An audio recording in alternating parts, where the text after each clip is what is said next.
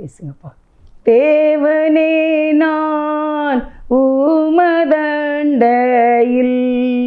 இன்னும் நெருங்கி சேர்வதே என் ஆவல் பூமியில். மாவலிய கோரமாக வன்சிலுவை மீதினில் நான் கோவே தொங்க நேரிடினும் ஆவலாயும் அண்டை சேர்வேன். தேவனே நான் உமதண்டையில் இன்னும் நெருங்கி சேர்வதே என் ஆவல் பூமியில். கர்த்தருக்கு ஸ்தோத்திரம். தேவன் உங்களை ஆசீர்வதிப்பார். இந்த நாளில் உங்களுக்கு தலைப்பாக என்ன கொடுத்துருக்கேன் அப்படின்னா, தேவனின் செயல்பாடு. தேவன் செயல்பட வேண்டும். வாழ்க்கையில் நம்ம இந்த பூமியில் வாழ்கிறோம், பிறந்துட்டோம், வாழ்ந்து தான் ஆகணும். இதை மிஞ்சி நம்ம எங்கேயுமே போக முடியாது. ஆனால் இந்த வாழ்க்கை பயணத்தில் சோர்ந்து போகக்கூடாது. ஏசப்பா நமக்கு இருக்காங்க. தேவன் நமக்காகவே இருக்காங்க, நமக்காக தான் வந்தாங்க. அதனால நமக்கு ஒரு ஃபுல் சப்போர்ட்டு தேவன் இருக்கிறார் என்பதை எப்பவும் நம்ம நினைவில் என்ன செய்யணும், வச்சுக்கிடணும். அதை தான் உங்களுக்கு நான் சொல்கிறேன். தேவன் நம்ம பக்கம் இருக்கணும், அதுதான் மெயின். நம்ம எல்லாமே செய்யலாம், ஜெபம் பண்ணலாம், பைபிள் வாசிக்கலாம், எல்லாம் செய்யலாம். ஆனால் என்ன அப்படின்னா, தேவன் நமக்கு அனுசாரியாய் இருக்க வேண்டும். 2 நாளாகமத்தில் 18வது அதிகாரம் 31வது வசனத்தை உங்களுக்கு வாசிக்கிறேன். 2 நாளாகமும் 18வது அதிகாரம் 31. ஆதலால் ரதங்களின் தலைவர் யோசபாத்தை காண்கையில் இவன்தான் இஸ்ரவேலின் ராஜா என்று சொல்லி யுத்தம் பண்ண அவனை சூழ்ந்து கொண்டார்கள். அப்பொழுது யோசபாத்து கூக்குரலிட்டான். கர்த்தர் அவனுக்கு அனுசாரியாய் இருந்தார். அவர்கள் அவனை விட்டு விலகும்படி தேவன் செய்தார். அருமையானவர்களே, இந்த யோசபாத் ராஜா வேஷம் மாறி எல்லாரும் யுத்தத்துக்கு போகிறாங்க. ஆனால் அந்த எதிரிகள் ராஜாவை தான் கொல்லணும்னு நினைக்கிறாங்க. ஆனால் அம்பு யோசபாத் ராஜா மேலே படலை. யோசபாத் ராஜா துணையாக தான் போகின்றார். ஆனால் அம்பு எய்து சாக வேண்டியது யார் அப்படின்னா, யோசபாத் ராஜா மேலே தான் அம்பு எய்து இருக்கணும். ஆனால் தேவன் யோசபாத் ராஜாவுக்கு அனுசாரியாக இருந்தார். அப்படின்னா அனுக்கிரகமாக இருந்தார், பாதுகாக்கிறவராக இருந்தார் அப்படின்னு நம்ம பார்க்குறோம். 2 ராஜாக்கள் தான். சீரியாவின் ராஜா தனக்கு இருக்கிற தலைவர்கள் எல்லாரையும் பார்த்து சொல்கிறார், நீங்கள் ராஜா கூட மட்டும் என்ன செய்யுங்க, யுத்தம் பண்ணுங்க அப்படின்னு சொல்கிறார். இஸ்ரவேலின் ராஜா ஒருவனுடைய மாத்திரம் யுத்தம் பண்ணுங்கள் என்று கட்டளை இருந்தான். ஆதலால் ரதங்களின் தலைவர் யோசபாத்தை காண்கையில் இவன்தான் ராஜா என்று யுத்தம் பண்ண அவனை சூழ்ந்து கொண்டார்கள். அப்போ ராஜ வஸ்திரம் தரிச்சிருக்கிற யோசபாத்து தான் ராஜான்னு நினச்சி யுத்தம் பண்ண ராஜாவை சூழ்ந்து கொண்டார்கள். ஆனால் தேவன் அந்த ராஜாவாகிய யோசபாத் ராஜாவுக்கு அவர் அனுசாரியாக இருந்தார். அதனால் அவர் அந்த ராஜா பிழைத்து கொண்டார். ஆனால் எதிரியாகிய இன்னொரு அந்த இஸ்ரவேலின் ராஜா இறந்து போகிறார். என்ன அப்படின்னா, நம்முடைய வாழ்க்கையில் நமக்கு தேவன் தான் அனுசாரியாக இருக்க வேண்டும். தேவன் நமக்கு பக்க பலமாக இருக்க வேண்டும். தேவன் மட்டும் நம்மை பாதுகாக்கணும்னு நினச்சாச்சுன்னா யாராலையும் நம்ம அசைக்கவே முடியாது. நான் சொல்ல வழக்கமாக, எந்த கொம்பனாலும் சரி, அது எவ்வளோ பெரிய ஆளாக அவங்க இருந்தாலும் நம்மை மேற்கொள்ளவே முடியாது என்பது திட்டமான ஒரு செயல்பாடு. அதான் இன்றைக்கி நான் தலைப்பு கொடுத்துருக்கேன், தேவனின் செயல்பாடு. ஒரு மனிதனுடைய வாழ்க்கையில் தேவன் இறங்கிவிட்டார் என்றால் அவனை காப்பாற்ற தேவனுக்கு சக்தி உண்டு. வேறு எவராலையும் எதுவுமே செய்ய முடியாது. இப்போ நான் உங்களுக்கு ஒரு அருமையான ஒரு செய்தியை கொடுக்க இருக்கின்றேன். நிறைய பேர் இந்த செய்தியை முழுசுமாக நீங்கள் என்ன செய்ய முடியல, உங்களுக்கு பார்க்க முடியல. ஆனால் 30 நிமிடங்கள் தான். நீங்கள் நல்லா கவனமாக இந்த செய்தி நீங்கள் கவனிச்சிங்கன்னா உங்களுடைய வாழ்க்கையில் நீங்கள் நிறைய காரியங்களில் தப்பித்து கொள்வதற்கு வகை இருக்கிறது. இது நம்முடைய சொந்த கதை கிடையாது. என்ன, இந்த வேதத்தினுடைய மகத்துவங்களை தான் உங்களுக்கு நான் சொல்லிக்கொண்டு இருக்கின்றேன். நீங்கள் கொஞ்சம் கூர்ந்து கவனித்தா 30 நிமிடங்கள் தான். நீ நல்லா பாட்டு படித்தா ஒரு பாட்டுக்கு 5 நிமிஷம், 6 பாட்டு படிச்சிட்டோன்னு வைங்க 30 நிமிஷம் ஆயிரும். அது கூட நம்ம செய்கிறதில்ல. அதே மாதிரி தான் இந்த நான் கொடுக்குற இந்த செய்தியும் 30 நிமிடங்கள் தான். இந்த அரை மணி நேரம் செய்தி நீங்கள் கவனமாக கேட்டிங்கன்னா நீங்கள் உடனே ப்ரேயர் பண்ணணும்னு தோணும். உங்களுக்கு இந்த செய்தி கேட்ட உடனே நம்ம ப்ரேயர் பண்ணிடுவோமா அப்படின்னு வருமா, அந்த நேரம் நீங்கள் உடனே ஜெபம் பண்ணிட்டீங்க அப்படின்னா எந்த சூழ்நிலையில் அன்னைக்கு இருக்கீங்களோ அது கண்டிப்பாக நீங்கள் ரிலீஃப் ஆகிடுவீங்க அப்படின்னு நான் கர்த்தருக்குள்ளே விசுவாசிக்கிறேன். தேவன் எனக்கு கற்றுக் கொடுக்கிறதே உங்களுக்கு சொல்லுகிறேன். நம்ம தானியலை பற்றி நிறைய செய்தி நம்ம கேட்டிருக்கோம், சின்ன பிள்ளையிலேருந்தே கேட்டிருப்பீங்க. நிறைய பேர் தானியலை பற்றி தெரியாததே இருக்காது. ஆனால் இதில் தேவனுடைய செயல்பாடு என்ன, நம்ம எப்படி நினைப்போம், தானியல் ஜெபம் பண்ணார், கண்டிப்பாக வழக்கமாக அந்த 3 நேரம் ஜெபம் பண்ணார் அப்படிலாம் நம்ம பார்த்துருக்கோம். அவர் அந்த சிலையை வணங்கவே இல்லை அப்படிலாம் நம்ம பார்த்துருக்கோம். இன்றைக்கி நான் உங்களுக்கு இதில் இருந்து ஒரு புதிய வெளிப்பாடை உங்களுக்கு நான் கொடுக்கின்றேன். இந்த ஆண்டவருடைய பெரிதான கிருபையினால தானியேல் அதிகாரம் 9வது வசனம், காலம் மாறுமென்று நீங்கள் எனக்கு முன்பாக பொய்யும் புரட்டுமான விசேஷத்தை சொல்லும்படி எத்தனை பண்ணி இருக்கிறீர்கள். நீங்கள் சொப்பனத்தை எனக்கு தெரிவிக்காமல் போனால் உங்கள் எல்லாருக்கும் இந்த ஒரே தீர்ப்பு பிறந்திருக்கிறது. ஆகையால் சொப்பனத்தை எனக்கு சொல்லுங்கள், அப்பொழுது அதன் அர்த்தத்தையும் உங்களால் காண்பிக்க கூடும் என்று அறிந்து கொள்வேன் என்றார். இந்த ராஜா ஒரு சொப்பனை காண்கிறார். சொப்பனை காண்கிறவர் என்ன செய்யணும், சொப்பனத்தை சொல்லணும். சொல்லும்போது அதுக்கு அர்த்தத்தை சொல்லுங்க அப்படின்னு சொல்லுவாங்க. ஆனால் இந்த ராஜா என்ன சொல்கிறாருன்னா, ஞானியும் விவேகமாக இருக்கிறவன் எவனோ அவன் சொப்பனத்தையும் சொல்ல வேண்டும், அதன் அர்த்தத்தையும் சொல்ல வேண்டும் அப்படின்னு சொல்கிறாங்க. அப்படி இல்லை அப்படின்னா எல்லாரையும் கொலை செய்வேன் அப்படின்னு சொல்லி இந்த ராஜா சொல்கிறத நம்ம பார்க்குறோம். உடனே இந்த செய்தி தானியேல் அங்கே தான் இருக்கார். பாபிலோனில் ராஜ அரண்மனையில் அடிமைகளாக கொண்டு வரப்பட்டவங்க அங்கே இருக்காங்க. அப்போ இவங்க இதை பற்றி கேள்விப்படுகிறார்கள். தானியேல் 2வது அதிகாரம் 13வது வசனம், ஞானிகளை கொலை செய்ய வேண்டும் என்கிற கட்டளை வெளிப்பட்ட போது தானியேலையும் அவன் தோழரையும் கொலை செய்ய தேடினார்கள். இவங்களும் ஞானிகள் என்பது எல்லாருக்கும் தெரியும். அதனால் இந்த சொப்பனத்தையும் அர்த்தத்தையும் சொல்லாத எல்லாரையும் கொலை செய்ய வேண்டும் என்று தானியேலையும் அவனுடைய 3 தோழர்களையும் என்ன செய்கிறாங்க, அவங்க தேடுறாங்க. தேடும்போது என்ன கிடைக்கும் அப்படின்னா, தானியேல் 2:17, பின்பு தானியேல் தன் வீட்டுக்கு போய் தானும் தன் தோழரும் பாபிலோனின் மற்ற ஞானிகளோடு கூட அழியாதபடிக்கு இந்த மறை பொருளுக்கு பரலோகத்தின் தேவனை நோக்கி இரக்கம் கேட்கிறதற்காக அனனியா, மீஷாவேல், அசரியா என்னும் தன்னுடைய தோழருக்கு இந்த காரியத்தை அறிவித்தான். பின்பு ராக்காலத்தில் தரிசனத்திலே தானியேலுக்கு மறைபொருள் வெளிப்படுத்தப்பட்டது. அப்பொழுது தானியேல் பரலோகத்தின் தேவனை ஸ்தோத்திரித்தான். இல்லை, உங்களுக்கு நான் என்ன சொல்ல வரேன் அப்படின்னா, அருமையானவர்களே, தானியேல் தன்னுடைய தோழர்களோடு கூட தனித்து அவர்கள் ஜெபம் பண்ணுகிறார்கள். அப்போ ஜெபம் பண்ணு இரக்கம் கிடைப்பதற்காக.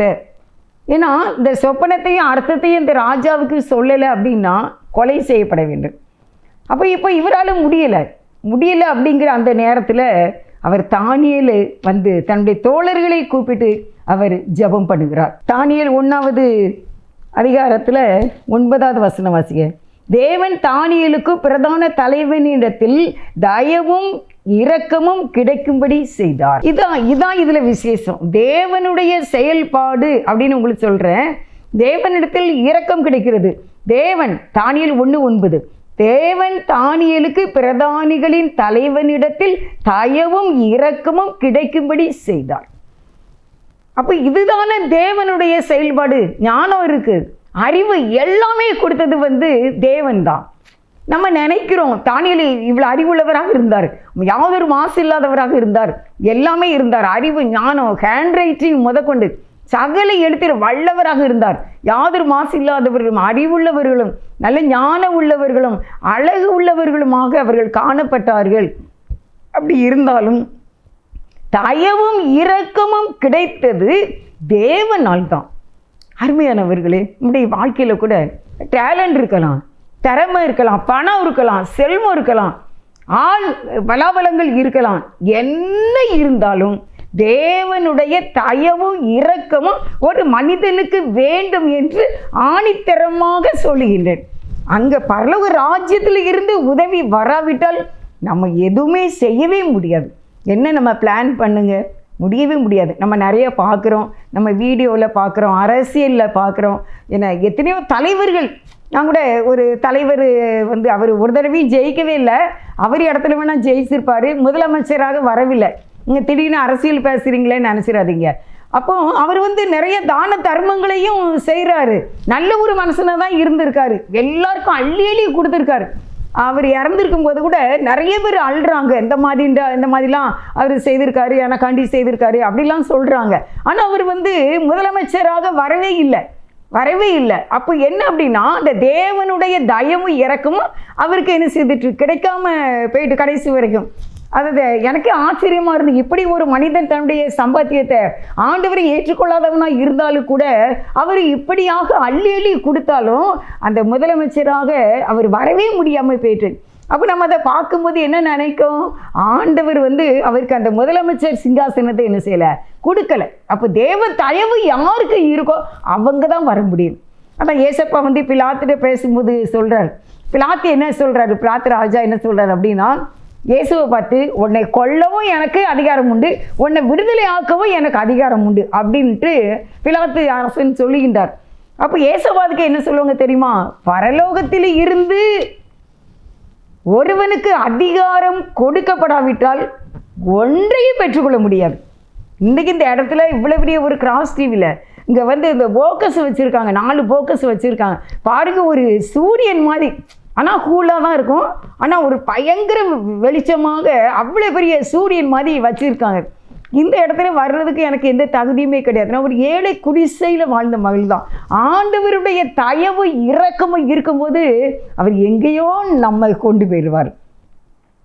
நம்முடைய நீதி நிமித்தம் அல்ல, என்னுடைய ஜெபத்து நிமித்தம் அல்ல, என்னுடைய செயல்பாடுகளோ தியாகமோ அன்போ, நோ, ஆண்டவர் இரக்கம் தான். இன்றைக்கு அருமையானவர்களே, உங்களுடைய வாழ்க்கையில் கூட பிள்ளைகளுக்காக நீங்கள் அநேக முயற்சிகளை எடுக்கிறீர்கள். எல்லாத்துலேயும் நீங்கள் சொல்லணும், தேவனே உம்முடைய செயல்பாடு இருந்தால் போதும். நீங்கள் செயல்படணும், நீங்கள் இதில் இறங்கணும். நீங்கள் எங்களுக்காக இதில் நீங்கள் உள்ளே வரலன்னா, உங்கள் தயவு உங்கள் இறக்கமும் கிடைக்கலன்னா எங்களால் எதுவும் பெற்றுக்கொள்ள முடியாது. நோவாவுக்கோ கிருபை கிடைச்சிது, மோசேக்கு கிருபை கிடைச்சிது, எஸ்தருக்கு இறக்கம் கிடைச்சிது, பவுலுக்கு கிடைச்சிது. காரணம் என்ன அப்படின்னா, தேவனின் செயல்பாடு, தேவனுடைய அனுக்கிரகம். தேவன் அனுசாரியாய் இருந்தார். யோசபாத்துக்கு அன்றைக்கு இருந்ததுனால, இல்லாட்டா நல்ல ஒரு மனிதன் யோசபாத்து அன்றைக்கு அரண்மனையில் அந்த போரில் அவர் போர் முனையில் இறந்துருப்பார். ஆனால் தேவன் அவரை காப்பாற்றி கொண்டார், அவரை அரவணைத்து கொண்டார். அதனால யோசபாத் ராஜா அன்றைக்கு காப்பாற்றப்பட்டார். இன்றைக்கி நம்ம தானியேலை பற்றி பார்க்கும்போது தேவன் தான், முற்றிலுமாக தேவன் தான் தயவும் இரக்கமும் கிடைக்கும்படி அவர் செய்ததுனால. 1:17 பாருங்க, தானியேல் 1:17. இந்த 4 வாலிபருக்கும் தேவன் சகல எழுத்திலும் ஞானத்திலும் அறிவையும் சாமர்த்தியத்தையும் கொடுத்தார். தானியேலை சகல தரிசனங்களையும் சொப்பனங்களையும் அறியத்தக்க அறிவுள்ளவனாக்கினார். ஐயா, இந்த வசனத்தை வாசிக்கும் போது, ஆண்டவரே, பிள்ளைய படின்னு சொல்கிறோம், அது படிக்க மாட்டேங்குது. அது என்ன செய்து, அந்த குழந்தை டிவி யூடியூப்பில் பார்க்கணும், செல் எடுக்கணும்னு பார்க்கு. ஒன்று டிவி வேணும், இல்லைன்னா யூடியூப் வேணும், இல்லைன்னா விளையாடணும். ஏதோ ஒன்றில் அது போகணும். அது நம்ம இன்றைக்கி படிக்கணும். நமக்கு நாளைக்கு செமஸ்டரு, நாளைக்கு நமக்கு எக்ஸாமு, மார்க்கு சரின்னு அம்மா அப்பா அடிப்பாங்க. அப்படிலாம் இருந்தாலும் அந்த ஞானத்தையும் இந்த சாமர்த்தியத்தையும் அறிவையும் ஆண்டவர் இயேசுப்பா கொடுத்துட்டாங்கன்னா அந்த பிள்ளையோ நம்ம வாழ்க்கையில் ஜெயிக்கலாம். அதுக்கு தான் இறக்கும். 2 நாளைக்கு முன்னால் ஒரு வாலிப மகள் ஜெபிக்க வந்திருந்தா. அப்போ நாங்கள் கண்ணை மூடி நான் ஜெபம் பண்ணி கொண்டிருக்கேன். முழங்கால் படிக்கிட்டு இருக்கோம் 2 பேரும். அவனை திடீர்னு கண்ணை முடிச்சு பார்க்கும்போது அந்த வாலிப மகள் தன்னுடைய 2 கைகளை இப்படி விரிச்சிருந்தாள். அந்த விரிச்சு இருக்காது, என்னது தருமம் கேட்குற மாதிரி அப்படி விரிச்சு இருக்கும்போது நான் கண்ட காட்சி என்ன அப்படின்னா, ஏசப்பா அந்த பிள்ளையினுடைய 2 கையை அப்படி பிடிக்காங்க. பிடிச்சு என்ன சொல்கிறாங்க, நான் உன்னை என்ன செய்வேன், நடத்துவேன், நீ எதுக்கு பயப்படுற, இந்த வயசில் நீ பயப்படாத, நான் உனக்கு துணையாக இருப்பேன் அப்படின்னு சொல்லி அந்த 2 கரங்களையும் ஆண்டவர் பிடித்திருக்கின்றார். அப்படி பிடிச்சிட்டாருன்னா இனிமே அந்த மகளுடைய வாழ்க்கையில் சஞ்சலம் வராதுலா. கண்டிப்பாக தேவன் காப்பாற்றுவார் என்று பார்க்கின்றோம். தேவன் அனுசாரியாய் இருக்க வேண்டும், தேவன் செயல்பாடு இருக்க வேண்டும். இந்த தானியேல் 1:17 அதான் இந்த 4 வாலிபருக்கும் தேவன் ஹேண்ட் ரைட்டிங்கில் கூட, எழுத்தில் கூட, எல்லாவற்றிலும் சகல தரிசனங்களையும் சொப்பனங்களையும் ராஜா என்ன மாதிரி சொப்பனம் கண்டாரு, அதே சொப்பனத்தை தானியேல் கண்டார். தேவன் அந்த சொப்பனத்தை வெளிப்படுத்தினார். ராஜாவுக்கு வெளிப்படுத்துகிற சொப்பனத்தை தானியேலும் பார்த்தாங்க. அதனால தான் என்ன செய்யிட்டாங்க, ராஜாட்ட சொல்லிட்டாங்க, நீங்கள் பார்த்தது இப்போ இதுதான் ஐயா. நான் பார்த்தேனே நாடகம் மாதிரி, நான் பார்த்தேனே அதை சீரியல் மாதிரி, நான் பார்த்த சினிமா மாதிரி நீங்களும் பார்த்துருக்கீங்க. நீங்கள் பார்த்ததை நான் பார்த்தேன், நான் பார்த்ததை நீங்கள் பார்த்தேன். இதுதான் மேட்ரு. காரணம் தேவனாகிய கர்த்தர். ஹல்லேலூயா, ஹல்லேலூயா. நம்முடைய வாழ்க்கையில் கூட நீங்கள் அப்படியாக செயல்படும்படி கேட்க வேண்டும். அன்றைக்கு யாக்கோப்புக்காக லாபானிடத்திலே சொப்பனத்திலே தேவன் பேசினார். நீ எங்களுக்காக பேச மாட்டீங்களாப்பா? எத்தனை பேர் இங்கே கண்ணீரோடு இருக்கீங்க தெரியுமா? பிள்ளைகளுடைய திருமண காரியத்துக்காக, குழந்தை பாக்கியங்களுக்காக, இல்லை அதிகமான ஒரு கடன் தொல்லைக்காக நீங்கள் எவ்வளவோ கஷ்டப்பட்டு இருக்கீங்க. மனுஷர் தயவையே நீங்கள் தேடுறீங்க. வேண்டாம், தேவனை நீர் எனக்கு வெளிப்படுத்தும். உங்கள் சமூகத்தில் அமர்ந்து இருக்கணும். ஆலயத்தில் 2 மணி நேரம் ஆராதனைக்கு இருக்க முடியல, எத்தனை நேரம் தண்ணியை குடிக்கும், இருக்க முடியாமல் எத்தனை நேரம் அசைஞ்சிக்கிட்டே இருக்கோம். ஆனால் நம்ம எங்கே இருக்கோம் அப்படின்னு நினைக்கணும். தேவ சமூகத்தில் இருக்கோம். இந்த 2 மணி நேரமும் 2.5 மணி நேரமும் நான் தேவனுடைய அந்த செய்திக்குள்ளே நான் இருப்பேன், அவர் ஆராதிக்கிறதுல நான் இருப்பேன் அப்படின்னா தேவன் நம்முடைய வாழ்க்கையிலே நமக்கு அனுசாரியாய் இருப்பார், அனுக்கிரகம் பண்ணுவார். நம்ம பிள்ளைகளுக்கும் நம்ம குடும்பத்தில் யாவருக்கும் தேவன் சகல அறிவையும் ஞானத்தையும் கொடுப்பார். நம்மளால ஒன்றுமே இல்லை, நம்ம செய்ய வேண்டியதை செய்ய வேண்டும். தானியேல் ஜெபம் பண்ணினார், 3 வேளை ஜெபம் பண்ணினார். அவர் யாதொரு மாசு இல்லாதவராக இருந்தார், அதெல்லாம் இல்லைன்னு இல்லை. அவர் தேவனுக்காக வைராக்கியமாக இருந்தார், உண்மைதான். சிலையை கும்பிடலை, உண்மைதான். இயேசுவை தேவனை மட்டும் வணங்கும்படி தீர்மானம் எடுத்துக்கொண்டார். பத்திரத்தில் கையெழுத்து வச்சதுன்னு தெரிஞ்சிருந்தும் அவர் தேவனை தான் ஆராதித்தார். தேவனின் செயல்பாடு. தேவன் அனுக்கிரகம் பண்ணினார். நான் இல்லை, என் பலன் இல்லை, என் தாளந்து இல்லை, எல்லாம் கிருபை. நான் இல்லை, என் பலன் இல்லை, என் தாளந்து இல்லை, எல்லாம் கிருபை. கிருபை. அந்த கிருபை தான் நமக்கு வேணும்.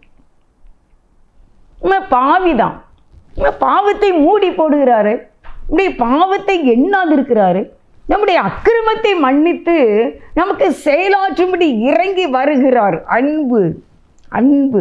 அந்த அன்பு இயேசுவின் அன்பு. நாமும் இயேசுவை போல பிறரிடத்திலே அன்பு செலுத்த வேண்டும். ஆண்டவர் சொல்றார், நீ என் மேல அன்பா இருந்தா என் கற்பனைகளை கை கொள். ஆனால் அது இல்லை, கற்பனைகளை கை கொள்றதே இல்லை. ஏசப்பா பட்ட கஷ்டமா நம்ம படுறோம் இல்லை. எனக்கு ரொம்ப என்னை டச்சிங் பண்ணது, நான் பைபிள் படிக்கும்போது அம்மா வீட்டில் எனக்கு இப்படிப்பட்ட ஒரு ஆழமான ஒரு வசனம் இருக்கான்னு தெரியாது. இப்போ ஏசப்பா பிறந்திருக்கும்போது அந்த ஏரோது ராஜா 2 வயதுக்கு உட்பட்ட எல்லா குழந்தைகளையும் கொலை செய்ய வேண்டும் என்று சொல்லுகின்றார். அப்போது தூதன் என்ன சொல்கிறாருன்னா, யோசப்பாட்டையும் மாதாட்டையும் என்ன சொல்கிறாங்க அப்படின்னா, பிள்ளையை கொலை செய்யும்படி ராஜா தேடுகிறான், அதனால் நீ குழந்தையை தூக்கிக்கிட்டு எகிப்துக்கு போயிரு அப்படின்னு சொல்கிறாங்க. பிள்ளையை கொண்டுக்கிட்டு நீ எகிப்துக்கு போயிருன்னு சொல்கிறாங்க. அப்போ அது எத்தனை நாளாக இருந்திருக்கும்? அந்த ஊரில் இருந்து, எருசலேமில் இருந்து அவங்க எங்கே போனாங்க? ஒரு கழுதையில் போயிருப்பாங்க. அவங்க அந்த பெயர்காலமானவங்க எவ்வளோ பலவீனமாக இருந்திருப்பாங்க, மாதா மரியாள். அப்படி இருந்த சூழ்நிலையில் கூட அவங்க அங்கே தான் போய் எகிப்தில் தான் எத்தனை ஆண்டுகள் இருந்தாங்களோ. அதுக்கு பிறகு ஏசப்பா வளரும்படிக்கு நாசரேத்துக்கு வராங்க. அப்போ அந்த எகிப்தில் ஆண்டவர் குழந்தையாக இருக்கும்போது அவருக்கு வந்த சோதனையை பார்த்தீங்களா? அப்போவுமே ஆண்டவரை கடத்தி தான் வைக்க வேண்டியது இருந்துச்சு. அப்படின்னா இதை அப்படி யோசித்து பார்ப்பேன், ஏப்பா நீங்கள் பிறந்த வீட்டுக்குள்ளேயே உங்களுக்கு சோதனையாப்பா, பிறந்த உடனே சோதனையாப்பா. இப்போ உங்கள் முன்னால் நான் அழலை, ஆனால் நான் தனியாக இருந்து நான் ஜெபம் செய்யும்போது கிருபையினால் சொல்கிறேன், ஆண்டு கிருபையினால் எனக்கு ரொம்ப அலட்சத்தமாக இருக்கும். அப்படியே இருக்கும், என்னப்பா நீங்கள் பிறந்த உடனே உங்களுக்கு சோதனை வந்துட்டாப்பா, அப்போவே உங்களை கொல்றதுக்கு தேடிட்டாங்களாப்பா, அப்போவே உங்களை தூக்கிக்கிட்டு ஒழிச்சு வைக்க வேண்டியதாச்சு. ஒரு ஃப்ரீயாக 4 பிறந்த பிள்ளைங்களை போல் அது தவள முடியலை, ஃப்ரீயாக விளையாட முடியலை, ரோட்டில் விளையாட முடியலை, எங்கேயுமே விளையாட முடியாமல் வீட்டுக்குள்ளேயே பொத்தி தாய் தகப்பனும் இயேசுவானவரை வளர்த்தார்கள். சோதனை பிறந்த வீட்டுக்குள்ளே ஆரம்பிச்சுட்ட. ஆனால் இன்றைக்கி நம்ம வாழ்க்கையில் புலம்பிக் கொண்டு இருக்கின்றார்கள். எப்படி கண்ணீர் வடிக்கின்றார்கள்? ஏன் தேவனுக்கு இல்லாததா, இயேசுவாவுக்கு இல்லாததா? மலையில் இருந்து தள்ளிவிட பார்த்தாங்கம்மா. மலையில் இயேசுவானவர் மலையில் இருந்தார்ல, அங்கே இருந்து தள்ளிவிட பார்த்தாங்க. அங்கேருந்து தள்ளி விட்டா அந்த உடம்பு எப்படி சிந்தி சிதறி இருக்கும். ஆனால் ஏசப்பா நமக்காக உயிரை கொடுக்கணும்ல, கல்வாரி மரத்தில் நமக்காக சாபமாகணும்ல, சாத்தான அந்த சிலுவையில் காலின் கீழ் மிதிக்கணும்ல, அவனுடைய அந்த கோலத்தை தோலை உரிச்சு அவனை காட்டணும் இல்லை, அவனை சிலுவையில் தன்னுடைய பாதத்தின் கீழே அவன் சிறக அடிக்கணும் இல்லை, சிலுவையில் ஆணி அடித்து பகையை கொன்று இவ்விதமாக நம்மை தேவனை ஒப்புரவாக்குவதற்காக அந்த மலையில இருந்து அவர் மறைஞ்சார். எத்தனை சோதனைகள் நமக்கு வரும்போது எதுக்கு அப்படி இயேசுவானவரையே நீ உங்களுக்கு மனசில் வரமாட்டேங்கு? அதான் எனக்கு தெரிய மாட்டேங்குது. பைபிள் படிக்கிறோம், இயேசுவாவுக்கு இவ்வளவா, நமக்கு என்ன? தேவன் அவங்கள காப்பாற்றினாரு, ஏன் எங்களை காப்பாற்ற மாட்டாரு அப்படின்னு எதுக்கு வரமாட்டேங்கு? எத்தனை புனிதர்கள் இருக்காங்க. தானியேல் இருக்காரு, சாத்ராக் மேஷாக் ஆபேத்நேகோ இருக்காங்க, பவுல் இருக்காங்க, பேதுருவில் ஜெயிலில் அடைச்சி போட்டாங்க. நீ எவ்வளோ செயின்ட்டு இந்த உலகத்தில் வாழ்ந்த அநேக பரிசுத்தவான்கள், அவங்களெல்லாம் காப்பாற்றின தேவாதி தேவன் ஏன் நம்ம காப்பாற்ற மாட்டார்? இந்த உலகத்துக்காண்டி கண்ணீர் வடிக்காதீங்க, ரட்சிப்புக்காக கண்ணீர் வடிங்க. என் குழந்தைங்க ரட்சிக்கப்படலை, அழுங்க. என் பிள்ளைக்குள்ள பரிசுத்த ஆவியானவர் இல்லையே, என் கணவனுக்குள்ள இல்லையே, என் பையனுக்கு குடிச்சிருக்கானு, ஆண்டவரே நீங்கள் ரட்சிக்க மாட்டீங்களாப்பா? உங்களை தவிர இந்த உலகத்தில் யாராலப்பா ரட்சிக்க முடியும்? 4 பேர் மதிக்கிற நல்ல பிள்ளையா என் பிள்ளை வாழன்மே, இதை நீங்கள் செய்யாமல் யாருப்பா செய்வா? தேவன் அந்த கல்லான இதயத்தை எடுத்து அந்த சதையான இதயத்தை கற்பனைகளை உள்ளத்திலே வைத்து விட்டார். ஆனால் அவன் ஈஸியாக ஆண்டுக்குள்ளே வந்துடுவான், அந்த பொண்ணு ஈஸியாக ஆண்டுக்குள்ளே வந்துடும். அது 40 வயசாக இருக்கட்டும், 80 வயசாக இருக்கட்டும், மாற்றி விடுவார். இருந்த நம்ம ஆதியில் இருந்த பாவத்தினுடைய வாழ்க்கையில் அந்த ஸ்டேட்டஸில் இருக்காதீங்க. ஸ்டேட்டஸ் மாறும் தெரியுமா? திடீர்னு கைப்பட்டு நம்ம பார்த்துக்கிட்டு இருப்போம், திடீர்னு ஒரு மெசேஜை பார்த்துக்கிட்டு இருப்போம் ஸ்டேட்டஸில், திடீர்னு கைப்பட்டுனா அடுத்தது பேர் திருப்பி இதை எடுத்தால் வராது. நம்ம வாழ்க்கையில் கூட நம்மகிட்ட ஒரு தவறு இருக்குது, நம்ம அடுத்த நாள் வரும்போது அது மாறி வேறு ஸ்டேட்டஸாக இருக்கணும், அது ஹை லெவலாக இருக்கணும். அப்படி தான் தானியேல் இருந்தாங்க. அதற்கு காரணம் தேவன் அவர்களுக்கு அந்த அறிவையும் அந்த சொப்பனத்தையும் அதை அறியக்கூடிய அறிவையும் சகல எழுத்தையும் கண்டுபிடிக்கக்கூடிய ஞானத்தை தேவன் தந்தருளினார். நீங்கள் இன்றைக்கி நம்ம ஜெபம் பண்ணும், ஏசப்பா எங்கள் குடும்பத்தில் ஒவ்வொருவருக்கும் ஞானம் வேண்டும்.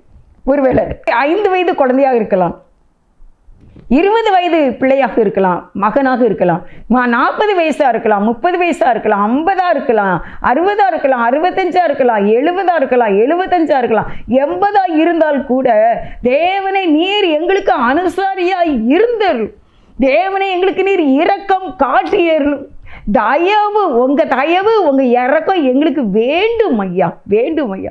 இல்லாட்டா முடியாது, நாங்கள் ஒன்றுக்கு இல்லாமல் போயிடுவோம்ப்பா, நாங்கள் சீரமாக ஆயிடுவோம்ப்பா, நாங்கள் உடஞ்ச மண்ணாக போயிடுவோம்ப்பா. அதனால் நீங்கள் எங்கள் வாழ்க்கையில் செயல்பட்டு எங்களுக்கு ஞானத்தையும் தயவையும் தம்முடைய அறிவையும் தம்முடைய இரக்கத்தையும் எங்களுக்கு தந்தருளுங்க. எப்படி வாழணும்னு இயேசுவின் நாமத்தில் பிதாவே, ஆமென். 2 அதிகாரம் 30வது வசனம். உயிரோடு இருக்கிற எல்லாரையும் பார்க்கிலும் எனக்கு அதிக ஞானம் உண்டென்பதினாலே அல்ல, அர்த்தம் ராஜாவுக்கு தெரிய வரவும் உம்முடைய இருதயத்தின் நினைவுகளை நீர் அறியவும் இந்த மறைபொருள் எனக்கு வெளியாக்கப்பட்டது. உயிரோடு இருக்கிற எல்லாரையும் பார்க்கிலும் அதிக ஞானம் எனக்கு உண்டென்பதினாலே அல்ல, அர்த்தம் ராஜாவுக்கு தெரிய வர இந்த மறைபொருள் எனக்கு வெளிப்படுத்தப்பட்டது. யாரால? தேவனால். அப்போ தேவன் தான் வெளிப்படுத்தினார் என்று இவர் தைரியமாக அறிவிக்கின்றார். தேவனால தான் இந்த சொப்பனத்தையும் அர்த்தத்தையும் சொல்ல முடியுது. அருமையானவர்களே, இன்றைக்கு நம்ம வாழ்க்கையில் கூட தேவனுடைய இரக்கத்தை நாம் கேட்க வேண்டும், அவருடைய செயல்பாடை நம்ம கேட்க வேண்டும். 2 அதிகாரம் 47வது வசனத்தை வாசிக்கிறேன். ராஜா தானியேலை நோக்கி, நீ இந்த மறைபொருளை வெளிப்படுத்தினபடியால் மெய்யாய் உங்கள் தேவனே தேவர்களுக்கு தேவனும் ராஜாக்களுக்கு ஆண்டவரும் மறைபொருளை வெளிப்படுத்துகிறவருமாய் இருக்கிறார் என்றான். ராஜா சொல்றாரு, இந்த மறைபொருள் உங்ககிட்ட உள்ளது இல்லைல்லப்பா, இல்லை, அது யாரு தான்? தேவன் தான், உங்கள் தேவனே. இப்படி சூப்பராக இருக்கு பாருங்க. தானியேல் 2வது அதிகாரம் 47. தானியேல் ராஜாட்ட சொல்லிட்டாரு, எல்லா சொப்பனத்தை நீர் இந்த மாதிரி நீர் கண்டிருப்பா, இந்த மாதிரி தான் சிலை அப்படின்னு சொல்லி எல்லாத்தையும் யூதாவின் ராஜாவாகிய யோயாக்கீம் அரசாண்ட 3ஆம் வருஷத்திலே பாபிலோன் ராஜாவாகிய நேபுகாத்நேச்சார் முத்திரை போட்டார். அப்பொழுது ஆண்டவர் யூதாவின் ராஜாவாகிய யோயாக்கீமையும் தேவனுடைய ஆலயத்தின் பாத்திரங்களில் இந்த ராஜா தான், இந்த ராஜாவுக்கு முன்பாக இருந்தார் தானியேல். அன்றைக்கு அந்த ராஜாவே சொல்லிட்டாரு, உங்கள் தேவனாகிய உங்கள் தேவனே தேவர்களுக்கு தேவன், ராஜாக்களுக்கு ஆண்டவர், மறைபொருளை வெளிப்படுத்துகிறவர் தேவன் இயேசு. கதாநாயகன் இல்லாத கதையா? எந்த கதையிலையும் கதாநாயகனாகிய கர்த்தராகிய இயேசு கிறிஸ்து இருக்கணும், இருப்பார். இருந்தாதான் அது ஜெயம், வெற்றி, இல்லைன்னா தோல்வி தான். அப்போ தேவனாகிய கர்த்தர் அவருக்கு அதை வெளிப்படுத்துறதுனால தானியேல் மேன்மேலும் உயர்த்தப்பட்டதை நம்ம பார்க்கின்றோம். தானியேல் 6வது அதிகாரம் 22வது வசனத்தில் ஒரு வசனம் வாசிக்கிறேன் உங்களுக்கு. சிங்கங்கள் என்னை சேதப்படுத்தாதபடிக்கு தேவன் தம்முடைய தூதனை அனுப்பி அவைகளின் வாயை கட்டி போட்டார். அதேனென்றால் அவருக்கு முன்பாக நான் குற்றமற்றவனாய் காணப்பட்டேன். ராஜாவாகி உமக்கு முன்பாக நீதிகளை செய்ததில்லை. தொடக்கம் சிங்கங்களின் என்னை சேதப்படுத்தாதபடிக்கு தேவன் தம்முடைய தூதனை அனுப்பி அவைகளின் வாயை கட்டி போட்டார். தேவன் வாயை, சிங்கத்தின் வாயை தேவன் கட்டி போட்டுட்டாரு. அதனால தான் நான் இன்னைக்கு உயிரோடு இருக்கேன். என் தேவனே தேவன், தேவன் செயல்பாடு. தேவன் தானியேலுக்கு அனுசாரியாக இருந்தார். அன்றைக்கு யோசபாத் ராஜாவுக்கு தேவன் எப்படி அனுசாரியாக இருந்தாரோ அப்படியே தேவன் அன்றைக்கு தானியேலுக்கு அனுசாரியாக இருந்தார். இந்த பிரசங்கி 3வது அதிகாரத்தில் ஒரு வசனத்தை வாசித்து நான் முடிக்கிறேன். அன்றையும் மனுஷர் யாவரும் புசித்து குடித்து தங்கள் சகல பிரயாசத்தின் பலனையும் அனுபவிப்பது தேவனுடைய அனுக்கிரகம். தேவனுடைய அனுக்கிரகம், தேவனுடைய அனுக்கிரகம் இருந்தால் தான் ஜெயிக்க முடியும். நேசிக்கிற நல்ல பிதாவை துதிக்கிறப்பா, நீர் எங்கள் வாழ்க்கையிலே செயல்பட்டால்தான், தயமும் இரக்கமும் எங்களுக்கு கிடைத்தால்தான், தேவனுடைய அனுக்கிரகம் எங்களுக்கு இருந்தால்தான், தேவன் எங்களுக்கு அனுசாரியாய் இருந்தால்தான் வாழ்க்கையில் வெற்றி. ஜெபம் செய்ய வேண்டும், பாட வேண்டும், துதிக்க வேண்டும், ஆலயம் செல்ல வேண்டும், தர்மம் செய்ய வேண்டும். இருந்தாலும் தேவ தயவும் இரக்கமும் அங்கே இருந்து அவர் அனுசாரியாக இருந்தால் வாழ்க்கை வெற்றிதான். நன்றி இயேசுவே. அப்படி எங்களுக்கு எல்லாவற்றையும் தயவும் இரக்கமும் தந்தரலும். இயேசுவின் நாமத்தில் பிதாவே, ஆமென். God plus.